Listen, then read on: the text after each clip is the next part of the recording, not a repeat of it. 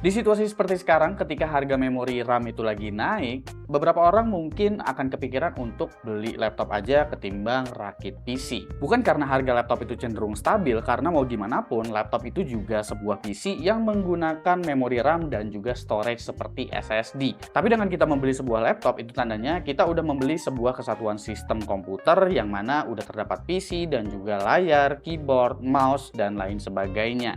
Ditambah lagi, garansi dari laptop juga itu satu pintu, jadi memang nggak ada keribetan permasalahan part-part komponen yang garansinya beda-beda. Dan tentunya ialah soal mobilitas yang memang nggak bisa didapatkan dalam sebuah PC desktop. Nah, kalau kalian perhatiin nih, ketika situasinya lagi kayak gini, mulai bermunculan laptop-laptop yang memang secara spesifikasi justru sekarang diberikan CPU yang lumayan high-end nih. Mungkin ini trade-off yang diberikan oleh para brand ketika kalian membeli sebuah laptop karena harga memorinya lebih tinggi. Maka dari itu mereka menawarkan sebuah prosesor yang spesifikasinya juga cukup tinggi aja sekalian biar laptop yang kelas entry-nya juga jadi terasa paling value.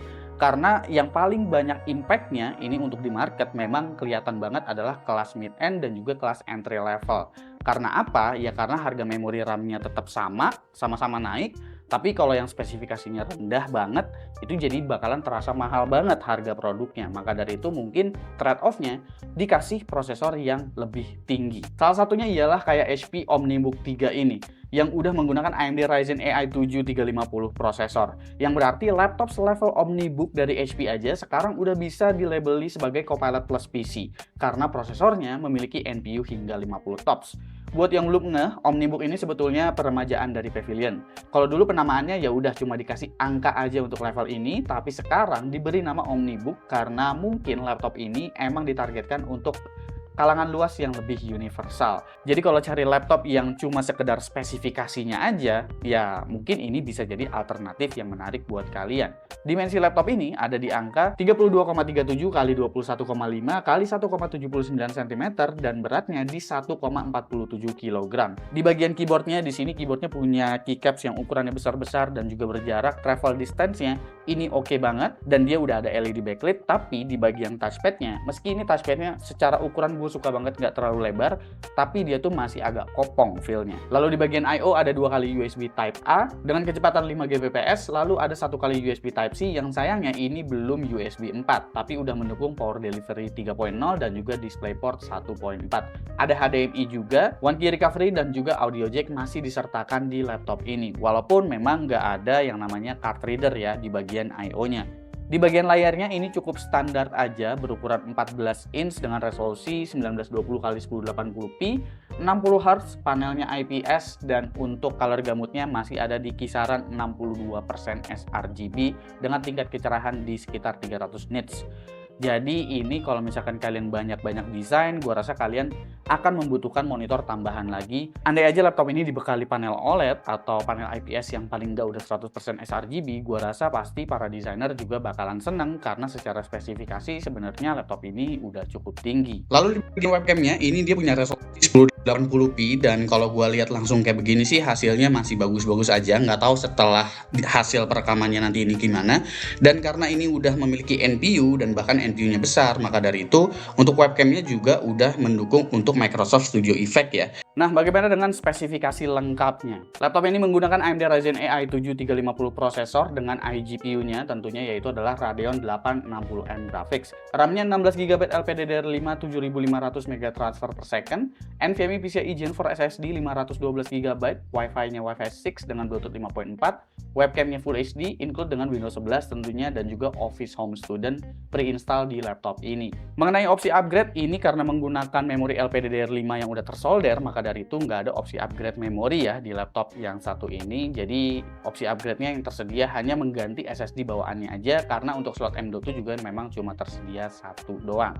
Daya tahan baterai memang selalu menjadi unggulan ya ketika kita menggunakan AMD Ryzen AI 300 series gitu, karena daya tahan baterainya memang pada panjang-panjang semua. Karena di laptop ini pun daya tahan baterainya itu masih bisa mendapatkan di sekitar 8 jam 2 menit ketika gue tes menggunakan Prokion untuk video playback. Dan itu juga wifi-nya aktif, jadi daya tahan baterainya ini masih bisa dikategorikan panjang lah. Di awal gue juga udah sempat singgung kalau laptop ini tuh udah bersertifikasi Copilot Plus PC, yang menandakan bahwa laptop ini udah disertai dengan fitur-fitur local AI yang bisa dijalankan lewat NPU, dan Microsoft menstandarisasikannya minimal memang harus punya NPU sekitar 40 TOPS. Beberapa fitur yang ada di Copilot Plus PC antara lain ialah Live Caption, Co-Creator via Microsoft Paint, Restyle, serta Image Generation yang mana itu bisa diproses melalui NPU dari AMD Ryzen AI. Dan tentunya dengan adanya NPU itu bakalan berjalan jadi jauh lebih efisien, karena untuk NPU itu dayanya akan sangat-sangat rendah dibanding kita ngelotnya itu menggunakan CPU ataupun menggunakan GPU. Tapi bukan berarti CPU dan GPU itu jadinya nggak bisa dimanfaatkan sama sekali di laptop ini untuk kebutuhan AI. Karena untuk kebutuhan AI lain, tentu kalian tetap bisa memanfaatkan si CPU ataupun GPU-nya untuk kebutuhan-kebutuhan yang mungkin jauh lebih heavy load gitu ya. Jadi bisa manfaatin NPU-nya, GPU-nya, dan juga si CPU-nya. Saat gue stress test prosesor dari laptop ini, maksimum temperaturnya itu ada di 82 derajat Celcius aja ya, yang menandakan laptop ini tuh nggak bisa dikategorikan panas. Tapi memang untuk CPU temperaturnya itu nggak di set yang tinggi-tinggi banget sama si HP, karena untuk maksimum package powernya itu ada di angka 40 watt aja. Ini udah cukup banget untuk kelas laptop 14 inch, apalagi dimensinya juga kecil. Dan bukan berarti prosesornya juga jadi jalan pelan banget ya, karena prosesornya masih tetap berjalan kencang di laptop ini. Misalnya seperti pada Cinebench R23 yang buat tes ini masih bisa mendapatkan skor di kisaran 13 ribuan dengan single core di 1900-an. Untuk pengujian AI lainnya, selain Copilot Plus PC, misalnya seperti Generate Image, sebetulnya kita juga udah bisa memanfaatkan si NPU dari AMD Ryzen AI 300 series. Dan kalian bisa menggunakan software yang namanya Amuse. Dengan Amuse ini, kalian bisa generate image dan juga upscale resolusi image-nya menggunakan NPU. Tinggal di checklist aja AMD XDNA Super Resolution-nya, nanti dia bakalan load lewat NPU dan bisa nge-generate image dan juga upscale image menggunakan NPU-nya aja. iGPU dari Radeon 860M-nya ini juga udah memiliki encoder AV1. Dan encoder AV1-nya ini bisa dijalankan pada software seperti DaVinci Resolve loh. Jadi kalau misalkan kalian pengguna DaVinci Resolve, itu kalian encode dengan codec AV1 itu udah bisa dijalankan dengan sangat-sangat cepat. Video gua yang berdurasi sekitar 13 menit ini bisa diekspor pada resolusi 1080p dengan codec AV1 hanya dalam waktu sekitar 7 menit aja. Sejatinya laptop ini memanglah bukan laptop gaming gitu. Jadi gue juga sebetulnya kurang begitu merekomendasikan apabila kalian membeli laptop ini untuk bermain game ya. Tapi bukan berarti laptop ini nggak bisa sama sekali bermain game. Laptop ini masih bisa banget diajak untuk main game tipis-tipis seperti game Valorant gitu misalnya. Untuk kompetitif tipis-tipis tentu ini udah punya performance yang juga bisa dikategorikan lumayan oke gitu untuk dibawa bermain game. Bahkan untuk beberapa game AAA aja itu memang masih bisa jalan ya, karena kita tahu lah integrated GPU dari si AMD ini ya, terutama untuk AMD Ryzen AI 300 series itu memang cukup powerful dan bisa diandalkan untuk beberapa game AAA juga. Dan terakhir ialah kecepatan SSD-nya. Di sini kecepatan sekuensialnya ada di angka sekitar 6,3 GB per second dan kecepatan tulisnya di sekitar 4 GB per second. Ini udah cukup baik ya, mengingat ini adalah kelas laptop yang bukan kelas flagship atau kelas premium.